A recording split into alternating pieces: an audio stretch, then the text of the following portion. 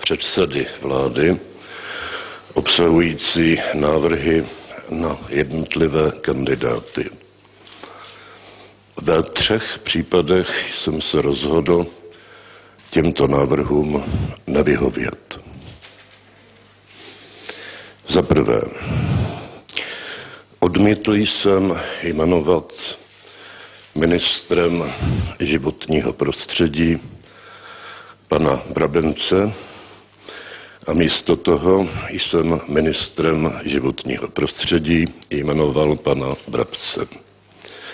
Za druhé, odmítl jsem jmenovat pana Martina Jurečku ministrem a místo toho jsem jmenoval ministrem pana Mariana Jurečku. Za třetí, odmítl jsem jmenovat pana Jurečku ministrem zdravotnictví a místo toho jsem ho jmenoval ministrem zemědělství. Mít ve vládě 2 ministry zdravotnictví je sice zajímavá idea, ale obávám se, že by vládě poněkud neprospěla.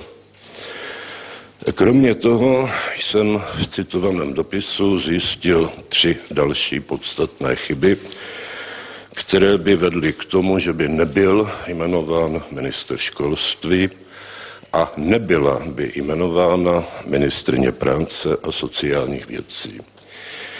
Milý pane premiére, 6 chyb v 1,5stránkovém dokumentu je poměrně dost a ne zcela svědčí o profesionalitě, kterou bychom si všichni od této vlády přáli.